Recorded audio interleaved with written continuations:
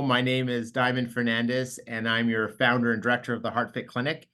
Your leaders in prevention and reversal of cardiovascular disease. And I talk about common things to understand the artery wall very well in terms of understanding inflammation and particle sizes and immune response. And Dr. Tom Dayspring is a lipidologist, and he joined us from Eastern US, and I'm going to let him talk a little bit more about what he does as a lipidologist so people can understand a little bit more about what he does. But he's definitely one of the experts talking about cholesterol in a different way than what our doctor would talk about it, or even our cardiologist. And so welcome Dr. Tom Dayspring to the call today. So thank you very much.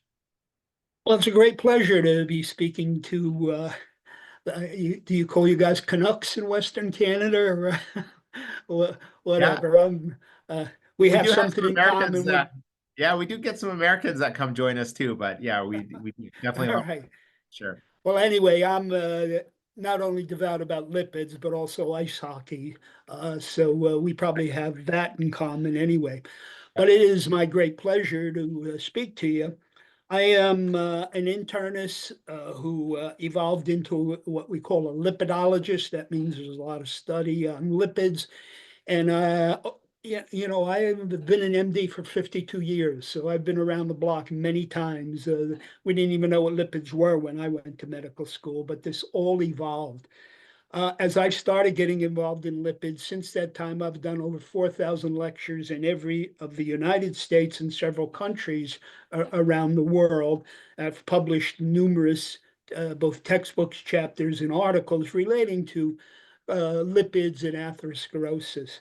So, and it's a changing field. It keeps evolving and our knowledge keeps getting better and better. So, of course, we're going to start off by that organ that we all have in the center of our chest that should be pumping at X number of beats per minute in you right now to circulate the blood and whatever the blood is carrying to the various tissues in your body. But of course, the pump is a muscle, and muscle has to receive fuel and oxygen. And that's what the arteries do. Arteries carry blood away from the heart to various organs. And when the blood immediately comes out of the heart through what is called the aortic valve, virtually the first arteries that blood goes down are what we call the coronary arteries that you see depicted in this graphic here. And there are basically three of them. But the left side, there's a common stem that immediately splits into two other major arteries labeled as the circumflex and the left anterior descending. On the other side, the right side of the heart, there's the right coronary artery. Some of you may have heard the term widowmaker. The biggest artery carrying blood is usually that left anterior descending. And if you suddenly block that off, a giant part of your heart's left ventricle, the muscle, will not get the blood flow and oxygen it needs, and that piece of the muscle dies. And very often the person dies with it. It all depends on the extent of the muscle injury and everything. So anyway, we're all born with the artery that you see right there. Remember, arteries are just like hoses. They're tubes that are carrying blood to wherever that artery is going. And when we're born, the artery is nice and clean. It's like a brand new hose. But in way too many of us, over time, and it takes a long time to develop, is going to be the deposition of a lipid in that artery wall. And bingo, before you know it, first you wind up with what you see is yellow there, which is a collection of cholesterol. The glump of cholesterol is called a plaque. Over time, if nothing happens to that, the immune system gets in and basically tries to put bone around it. It calcifies it so it does not rupture and cause a clot in the lumen of that artery. And this is somewhat fortuitous because if atherosclerosis ever develops in a person and you get to the stage where calcium has been deposited, it's easy to do a very simple, inexpensive, low radiation X-ray called the coronary artery calcium score. And if you see any calcium dots along the distribution of those three arteries, that is what we call pathognomonic. That means you have atherosclerotic heart disease. But listen, there's one sine qua non. if anybody knows somebody with atherosclerosis, if you yourself have it, you have cholesterol in your artery wall. If you do not have cholesterol in your artery wall, it is absolutely impossible to have the disease called atherosclerosis. So cholesterol is the cause of atherosclerotic plaque. But the $1 million question is going to be, well, my goodness, over time, how did that cholesterol get into the plaque? Because it's not that your artery is synthesizing excess cholesterol and it's building up. Something is delivering over time quantities of cholesterol that cause that plaque that you're looking at. Well, the lipid that is causal of atherosclerosis, as I've already mentioned, is cholesterol. We're going to show you exactly what that is. Cholesterol is absolutely essential for human life. If you had no cholesterol in various tissues in your body, you'd be dead. You wouldn't be alive. But here's what many people don't know. Excess cholesterol in any cell of your body is toxic. And you will see cholesterol has the ability to crystallize, and in excess quantities, it will kill any cell it's in. And you don't want to kill cells because the cells in the various tissues is what keeps us living. But because cholesterol is needed for the cell membrane of every cell in your body, evolution has given every cell in your body the ability to synthesize the minuscule amount of cholesterol it needs. If that cell oversynthesizes cholesterol, it better get rid of it, or that cholesterol will crystallize and kill that cell. So cells also have the ability to evict any excess cholesterol they have. And as we get into these lectures, we will show you how that's possible. So you need an eensy weensy bit of cholesterol in every cell in your body, and you better not have too much cholesterol in any cell, or if you do, your body better have the mechanisms to get rid of that cholesterol. The only organ that ultimately can get rid of cholesterol from your body, excess cholesterol has to be brought back to either the liver or the small intestine. If cholesterol is brought back to the liver can send it down what we call the biliary system, our bile, and the bile tracts connect with the intestine, and then you can excrete cholesterol in the stool. Or the liver has another option, change the cholesterol into what is called a bile acid, which we need to digest food, and it sends the bile acids down the biliary ducts, and they can be excreted in the stool, and that is the major way that cholesterol leaves the human body. But anyway, we want to dwell on this artery here. So I want to start off with an editorial that's published in the year, I believe, 2016. But I want to tell you who that man is, and very sadly, he died last year. As you can see, he lasted a long time. He was the 41-year editor of perhaps the most prestigious journal in cardiology, the American Journal of Cardiology. I don't think any journal has had an editor that's lasted 41 years. He was a brilliant cardiologist, and in his early years, his research led him to dissect coronary arteries. I think he's looked at more coronary arteries than any human who ever lived. So he understands coronary arteries, and he certainly understands atherosclerosis. Now, because he's the editor of this journal, he gets to write occasional editorials. So I want to share with you the editorial he's written. Wow, big headlines. It's the cholesterol, stupid. And then and I give you just 2 sentences out of this 2-page editorial that is well worth reading, and it's free if you Google it online. The lower the LDL cholesterol, the better. And this principle has been established repeatedly, despite voices of the anti-cholesterol, anti-statin fallacy mongers. It is the cholesterol, stupid. I've already suggested that to you, and I'm going to prove it with subsequent slides. If there's no cholesterol in your artery wall, you cannot get atherosclerosis. You cannot die from atherosclerosis. If there's no cholesterol in the arteries of your brain, you cannot have an ischemic stroke, a stroke related to a clot in the brain. So it's that simple. But the $1 million question is, how does cholesterol get in the artery wall? And if we know a person has risk for that process to be happening, or God forbid, we know, oh no, wow, this person has atherosclerosis, how do we arrest it and prevent atherosclerotic events from occurring? And that's why these lectures are so important. So let me show you the cholesterol molecule. Now, I'm not going to go deep into the biochemistry of it. It's what we call a sterol. You see there are 4 what we call cyclic rings, and at the carbon number 17, you see there's a tail sticking off cholesterol. Interesting, you see the words polar and nonpolar. That means the left side of the cholesterol molecule is soluble in water. Remember the chemical structure of water, H2O? But the other side of the cholesterol molecule is what we call nonpolar. It's non-soluble in water. Now, this creates a dilemma because how are we going to let cholesterol flow through the bloodstream? Because nonpolar substances cannot exist as free molecules in the bloodstream. So people sometimes say there are 2 types of cholesterol. There are.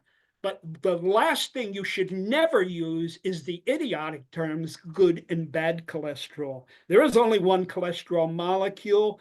That's free cholesterol. That's the cholesterol that your liver can change into a bile salt, your adrenal gland can change into cortisone, your reproductive hormones, testicles or ovaries, can change into reproductive hormones.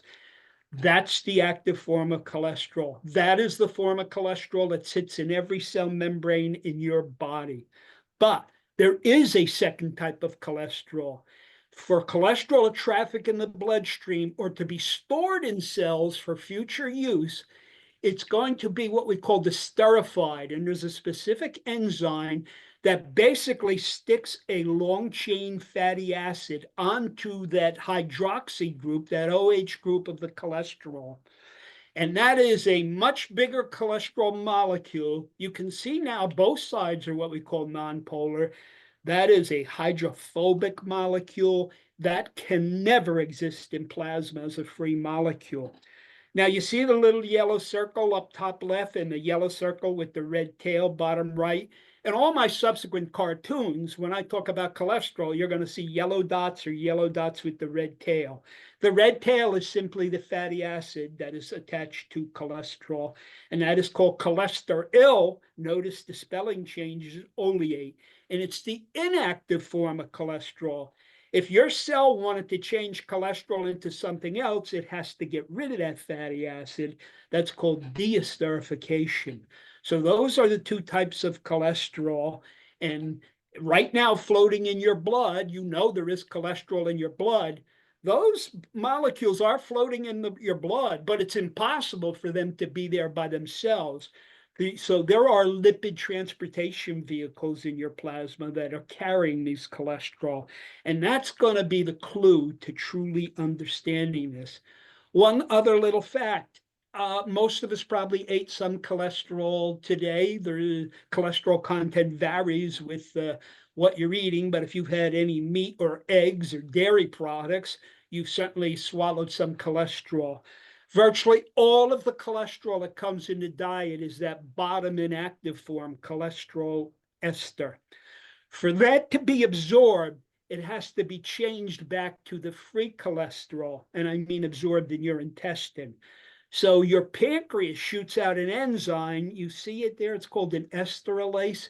That would knock the fatty acid off of cholesterol. And then both the cholesterol molecule, free cholesterol, and the fatty acid can be absorbed by your intestine. If your pancreas doesn't shoot out those enzymes, that type of cholesterol is impossible to absorb in your intestine, and it would pass right through you and come out with a future bowel movement. So those are your 2 types of cholesterol. What is good and what is bad cholesterol? Well, there's no such thing because there's only one cholesterol molecule. I guess we could say this. If a cholesterol molecule winds up in your artery wall, that's probably not so good.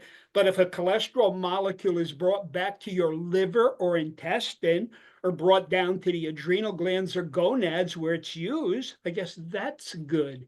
So maybe where it winds up will decide what cholesterol is going to do or not. All right. So for those, what we call hydrophobic lipids, how are they transported in plasma? Our plasma is what we call an aqueous solution. It's a water solution. So evolution had to figure out how to take lipids and make them soluble in water so they could get to where they're going and they could travel in your bloodstream to wherever they belong. So let's construct a lipid transportation vehicle. So I'm going to make an oil droplet. And the first thing that evolution has done is said, well, listen, on the surface, we have to put some lipids that are somewhat soluble in water. The top box says amphipathic.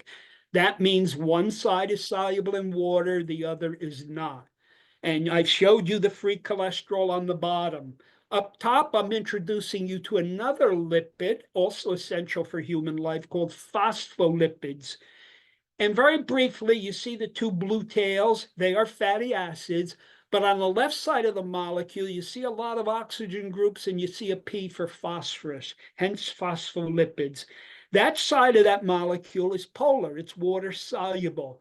So both free cholesterol and phospholipids can line up on the surface of this oil droplet and interact a little bit with water. The lipid parts of them, those fatty acid tails, have to stick in towards the center of the molecule. All right, so that's part one of a lipid transportation vehicle. What's part two? Well, now we're going to fill it with a whole bunch of lipids, that cholesterol ester I've educated you about. But the other major lipid that these particles carry is triglycerides. You see the chemical structure on them. There's the three taily endings. Those are all fatty acids. If you take three fatty acids and you stick them on in blue, 3-carbon sugar called glycerol, that is triglycerides. And they have to be delivered to your muscles because the muscles use the fatty acids to generate energy. That's called ATP in the cells. If no lipoprotein was delivering triglycerides to your muscles, you would be dead because your muscles would have no energy to move. And the one muscle that has to move every second or two is that heart muscle. You don't have to move your skeletal muscles if you don't like. You can be a couch potato. But if you like your heart to be beating, somebody has to deliver a constant, ever-going supply of triglycerides to the heart muscle. So now I have this big oil droplet that is absolutely not soluble in water in the plasma.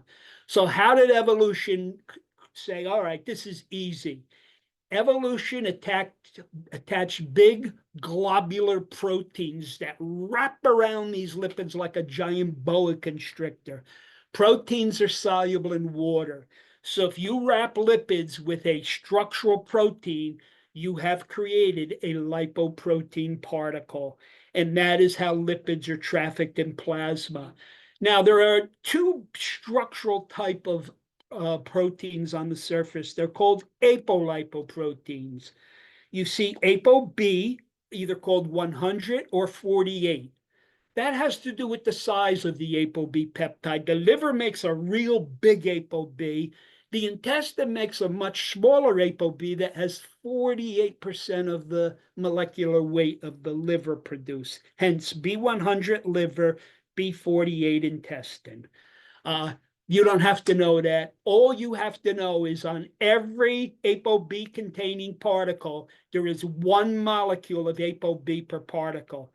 And that's why the absolute single blood test known to man right now is to measure apolipoprotein B. Every lab in the world offers it. It's incredibly cheap. And I would suggest that's the test everybody should know about themselves. And in a moment, you'll learn why. But there is another family of lipoproteins that do not contain apolipoprotein B. They contain from 1 to 5 copies of the surface protein called apolipoprotein capital A-1. That could be a Roman number 1 or an Arabic number 1. Those are the proteins that you will find on your HDL, your high density lipoproteins. Your ApoB particles will teach you what they are in a moment. So this is why the ApoB blood test is so essential. 1 ApoB per particle. It gives us an exact count. Measuring ApoA1 is a silly waste of time and waste of money because you don't know, some HDLs have 1 copy, some HDLs have 5 copies. So ApoA1 is not an accurate way to count the concentration of HDL particles if you ever think that is necessary. So let's give you a family picture here. And now on this graphic, on the right side, you see what is called the y-axis. That is measured the density or buoyancy. If we put these particles in a centrifuge tubes, which ones float on top, they're very buoyant, and which ones sinks to the bottom of the centrifuge tube because they're very dense. On the x-axis on the bottom, from right to left, is the diameter in nanometers. A nanometer is a billionth of a meter. So you go from very small, 5, to very big, upwards of 1,000 in some unusual cases. So if you look in the box in the green, you are seeing the ApoB containing lipoproteins. And they can be separated by their buoyancy. You have very low density lipoproteins, which float. And that's why they're on top here. They're very buoyant. But as they deliver triglycerides, you can see they're very blue. They become smaller, smaller, smaller. They become less buoyant, and they change into very transient particles, the IDL. And as that's being cleared by the liver, some of your IDLs are shrunk down to LDL particles. LDL particles are the least buoyant, but the most dense of all the ApoB particles. So what determines whether a lipoprotein is buoyant or not? It's the amount of lipids that it contains. So what are the most buoyant lipoproteins? Your VLDLs, and that big fat one on the top is the one that comes out of your intestine, chylomicrons. And why are they so big, fat, and buoyant? Because they carry immense numbers of triglyceride molecules, tens of thousands, which they deliver to the muscles, including the heart. And then once they deliver triglycerides, any cholesterol that's in them is brought immediately back to the liver for reuse. We'll tell you what the LDLs do in a moment. Now let's, by the way, collectively, those ApoB particles are sometimes called beta lipoproteins. You do see a little guy on the bottom right corner that has a red tail. We will discuss that later on in the lecture series. That is a potentially incredibly atherogenic lipoprotein called lipoprotein little a. It's basically a member of the LDL family that somehow this red apoprotein little a, small case a, got attached to. For that to happen, you have to inherit the genes that produce apoprotein little a. 1 out of 5 people have those genes. Fortunately, 4 out of 5 do not. So now let's look to the bottom right. The alpha lipoproteins, your HDL particles, which I've already instructed, could have anywhere from 1 to 5 ApoA1 per particle. HDLs vary in buoyancy. There are bigger HDLs that are a little more buoyant than the small ones, which are the dense HDLs. So anytime you hear the word small and dense, any lipoprotein that is small is by definition dense. Any lipoprotein that's bigger than its sister lipoproteins within the class is buoyant or buffy or fluffy, whatever you want to call it. So you can see if you look at just the HDLs or just the LDLs, you're going to have fluffy, buffy LDLs and HDLs, and you will have small, dense LDLs and HDLs. But if you look at the VLDLs, you will have fluffy, buffy VLDLs, and you'll have smaller, denser VLDLs. They are called remnants because they're what's left when the VLDL loses its triglycerides. So I hope I've taught you some nomenclature. It can get way more complicated. You see in the HDL family, the very small HDLs are sometimes called HDL3, and the very big HDL particles are called HDL2. There's numerous terminology to describe the various LDLs also, which we won't bore you with. All right, now I want to show you a close-up of the ApoB containing family. Chylo's out of the intestine, VLDLs come out of the liver, When a VLDL loses its triglycerides, if it's not cleared by the liver, it can become an LDL. You should know that your liver is also directly manufacturing and secreting LDLs by itself. Not every LDL is the son or grandson of a VLDL. In fact, about 40% of your LDLs are produced by the liver and just ejected into your plasma. About 60% of your LDLs come from the catabolism of your VLDLs. They lose triglycerides and they shrink down and become LDLs. So again, lipid movement is lipoprotein driven. Lipids go nowhere unless they're a passenger inside a human lipoprotein. And what do you notice about these human beta lipoproteins? They all contain a single molecule of apolipoprotein B.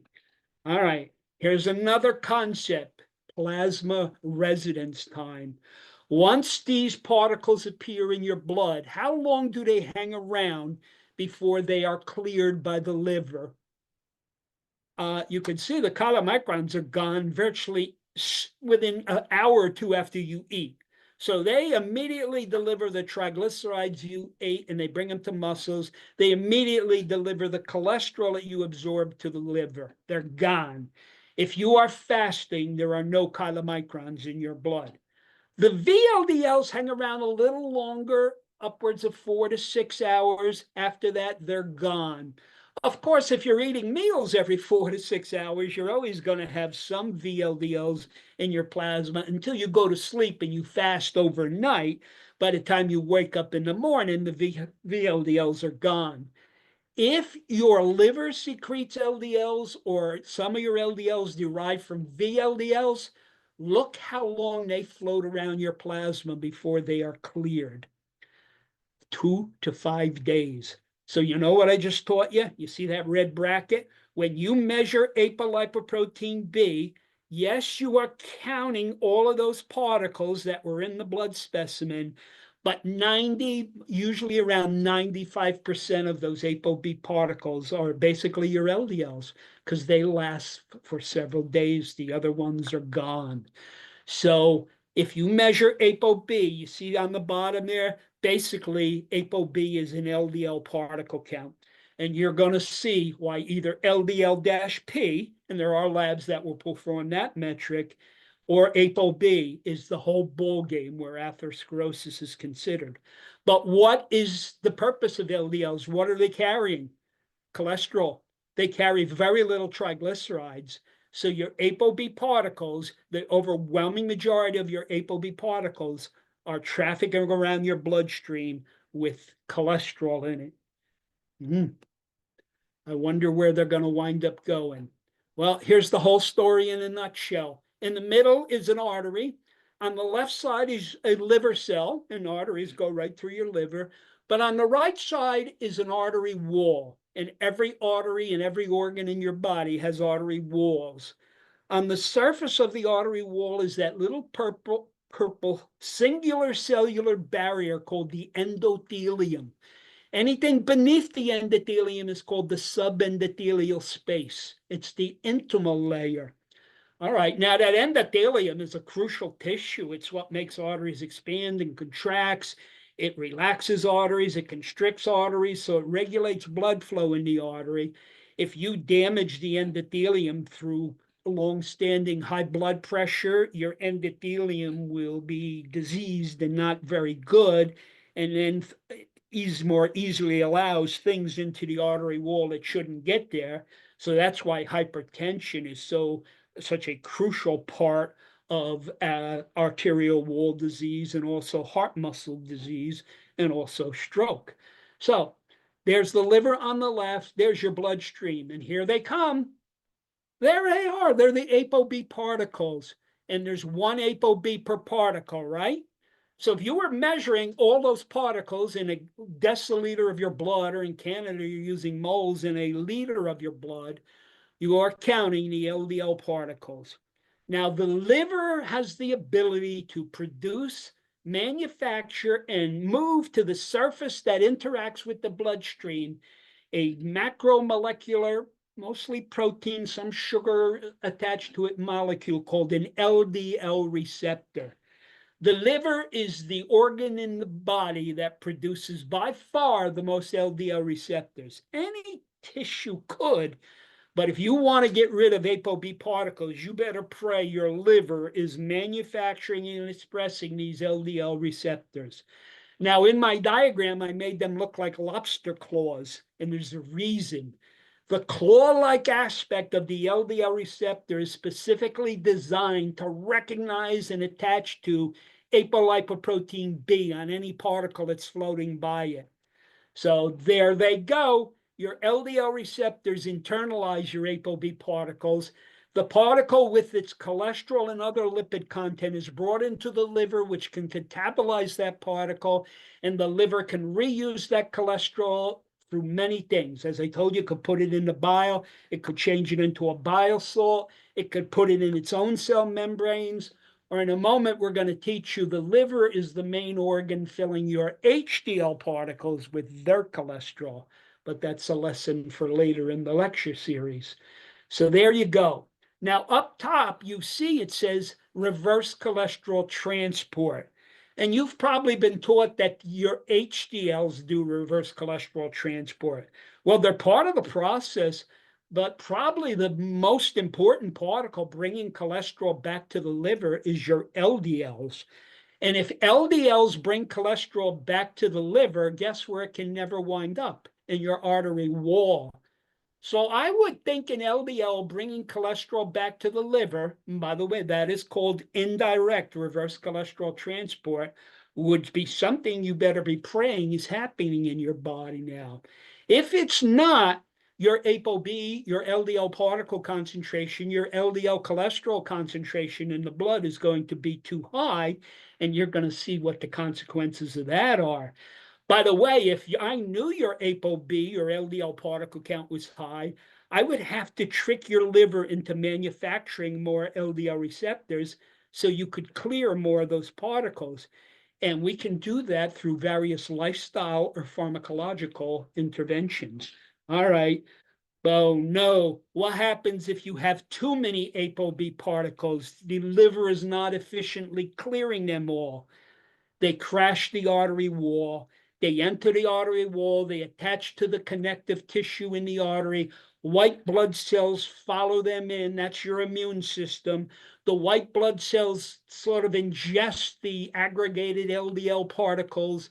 And before you know it, the white cells fill up with huge amounts of cholesterol. They're called foam cells because on the microscope, they look like little bubbles in the cells.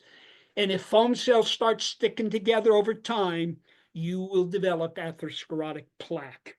So the absolute cause of atherosclerosis, unarguable, declared by every society that exists, is ApoB particles delivering cholesterol to your artery wall.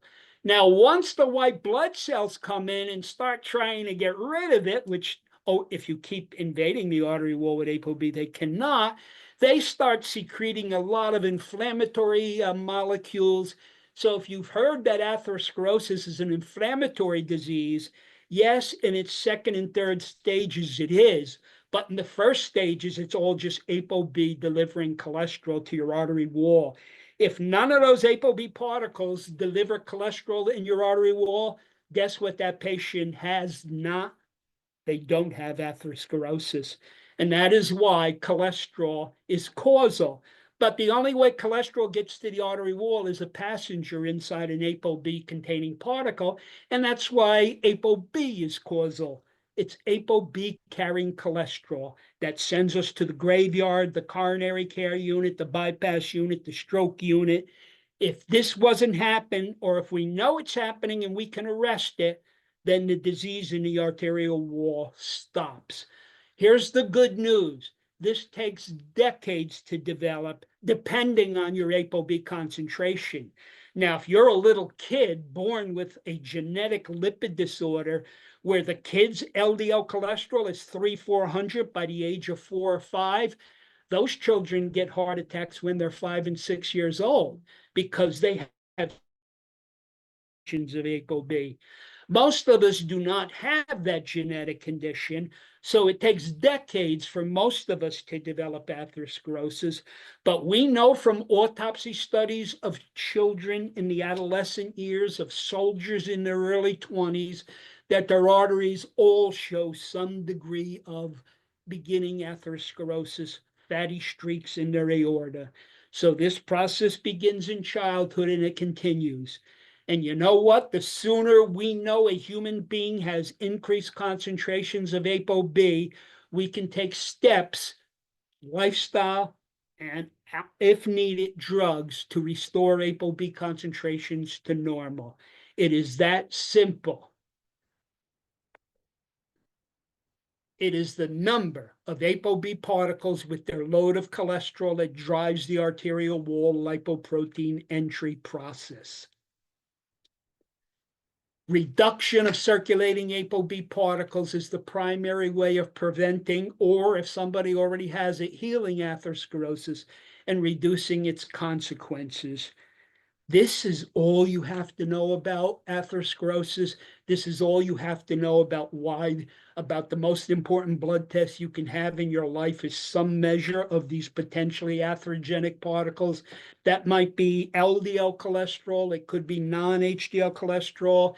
If you want a more accurate measure, it's either LDL particle count. You can get that using various modalities like NMR or ion mobility transfer, or you can simply do a very quick immunoassay called apolipoprotein B. And I would suggest all of you better know what your concentration of that is.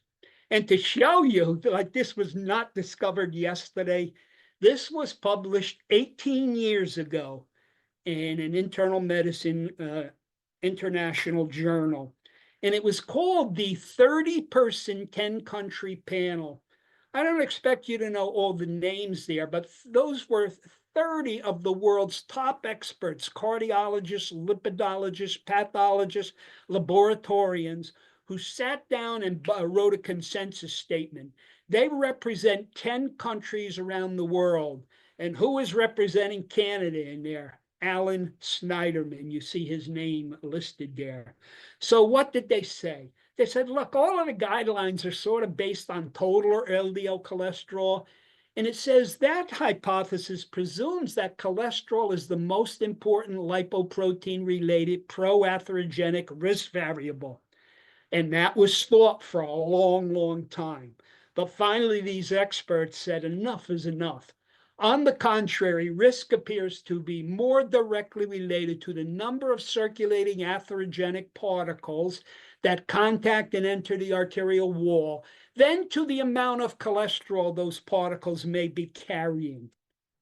Each of the atherogenic lipoprotein particles contains a single molecule of apolipoprotein B, and therefore the concentration of ApoB provides a direct measure of the number of circulating atherogenic lipoproteins. Evidence from fundamental epidemiological and clinical trials indicates that ApoB is superior to any of the cholesterol indices, that means the cholesterol tests, that are being done to recognize which people are at increased risk of vascular disease. And then once we know it and once we do something about it, as Bill Roberts says in that editorial, the more we can lower LDL cholesterol, ApoB, or LDL particle count, the more lives we're going to save. End the discussion.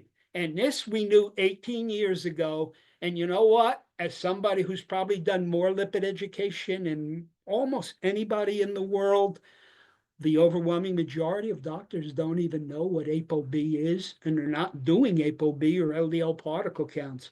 Well, look, if you're not, I wish they would learn it and do it, but then you have to concentrate on LDL cholesterol or the free calculation non-HDL cholesterol on the lipid panel. Ugh. We don't want that, do we? You know what that is? That buildup of crap in your artery wall? That's all cholesterol. So please spare me the nonsense that cholesterol is not causal or needed for atherosclerosis. You're looking at it. If there was no cholesterol in that artery wall, it would look like a hose. It would be a normal artery. And you know how the cholesterol got there. ApoB particles did it. Now, this would have taken a long, long time. And you can see in this case, the cholesterol is building so much up that it's constricting the lumen of that artery, decreasing the blood flow. A lack of blood flow means there's less oxygen getting to wherever that artery is delivering. That's called ischemia. That tissue will be damaged. If those two lumps touch each other, the artery is occluded, no blood gets through, that tissue will suffer what is called an infarction. That would be a heart attack in your heart, a stroke in your brain. More likely to happen is if you look at the wide open part up top where there's just a little plaque, is that plaque ruptures and forms a clot that partially or totally occludes the artery. So again, very quickly, there's a cross section of your artery. There are the ApoB particles. There are your endothelial cells. You have big particles, you have small particles, but they're all ApoB particles. The size of the particle is irrelevant as far as atherosclerosis is concerned. It's the number of particles. And over time, there they go. And if this keeps happening, the white blood cells will follow. And before you know it, that's what your artery looks like. Ultimately, calcium deposits may form, and then we can do a coronary calcium test and detect that.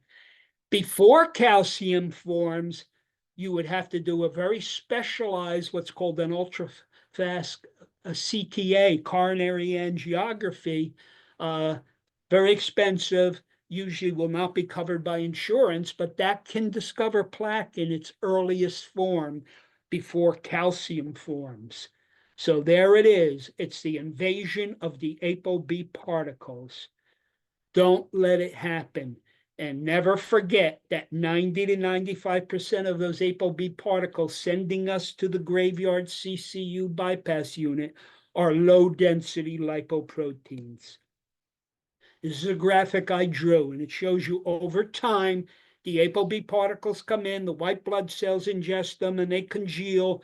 Smooth muscle cells move from the external surface of your artery and start coating the surface of the plaque to try and make it not rupturable. You can see ultimately calcium might form, and then an X-ray might show it, and you have calcified plaque. Calcified plaque is way later. You will have non-calcified plaque before you ever have calcified plaque. But all you will hope is that the plaque does not, what you see happen there, rupture. If that plaque gets irritated and you see inflamed, it's like a volcano. And once all that cholesterol and the other junk in the plaque interacts with your clotting factors in the blood, you form a clot. So that's it. But look up top, you see that yellow hour? This is not because you ate a bologna sandwich for supper tonight. You would have to do that for a long time.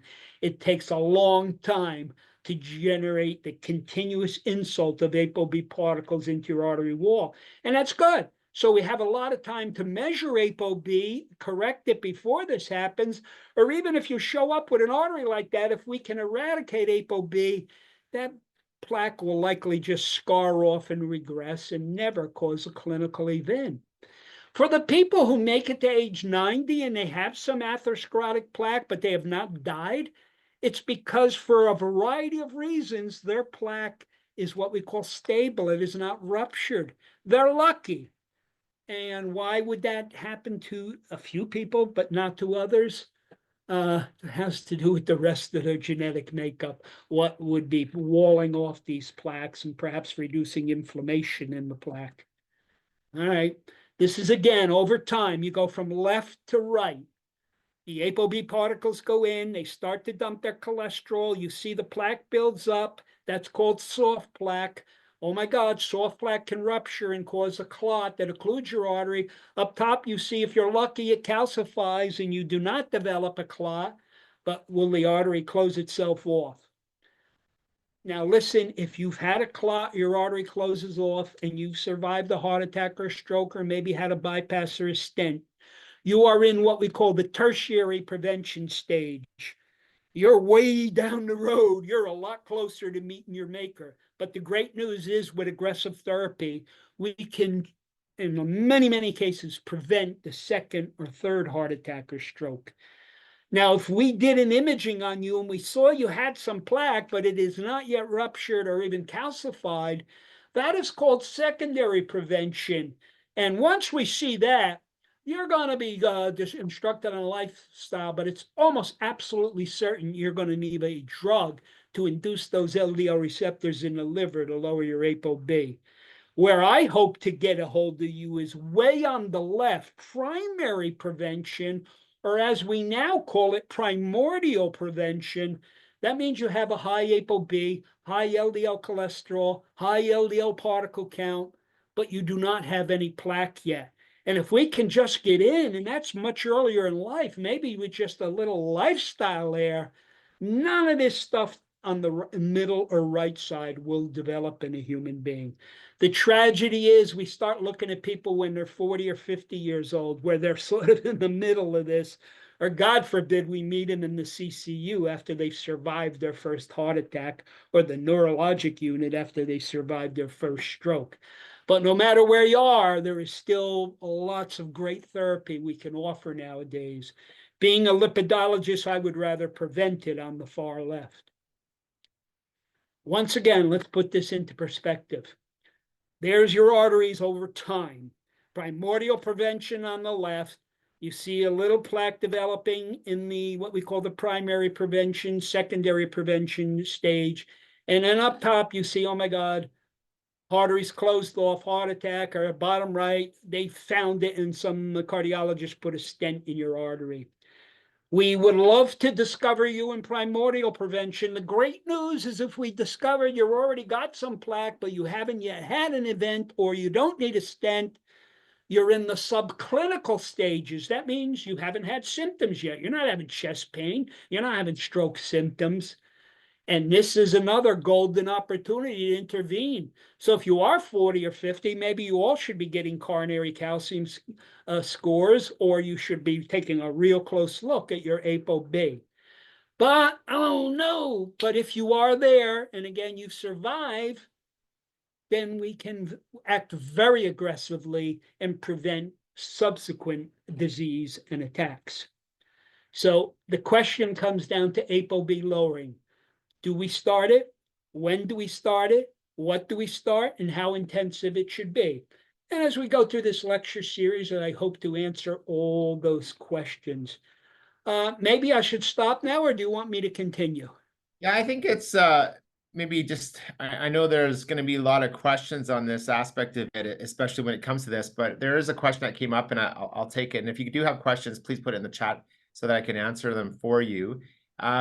You know, when you look at the role of calcium, where does it play in the role of atherosclerosis? That was one question. And obviously that's a good thing when that happens, but what's the good and the bad and the ugly of understanding calcium scoring? Because I'm not a fan of doing CT angiograms, or I'm not a fan of doing any advanced radiation testing, even nuclear testing for that matter, for asymptomatic patients. And because you're looking at flow and you're looking at you know, artery disease, there's a lot of markers that and a lot of testing that we do in our clinic that can do that before you need to go to that level. Because most people think of the arteries like a pipe, and I always talk about it like being a muscle. It's not a pipe. And so can you talk about that? I guess the first step is the role of calcium. Yeah, and first of all, if CTA and the modern ones, which have virtually no radiation, were available and they were cheap, you also get a coronary calcium score with it. But that is not the case, as you know. So that's why we don't do CTAs on asymptomatic patients. If you were having chest pain, that's the first test you should get is a CTA, unless you're in the emergency room with an infarction. They're not going to do an invasive coronary angiogram. But I showed you over time, we will develop soft plaque first. In general, it's in the wall of the artery. It's not interrupting the blood flow of that artery. And it takes years before it's probably going to rupture and cause that clot or occlude your artery. And really, until the artery is either 70 or 80% occluded by either a clot or just the plaque encroachment, you will not have symptoms of chest pain. That's why atherosclerosis is such a deadly disease. You rupture a plaque and you form a clot, chest pain, you got 4 minutes to Yeah. Well, arrest that clot. And that's why you should swallow aspirin if you ever get chest pain. But anyway, most of us, it's a slow process. So sooner or later, if you're lucky, your immune system will go in and try to build calcium around the plaque. Remember what the Russians did to Chernobyl? They buried it in concrete.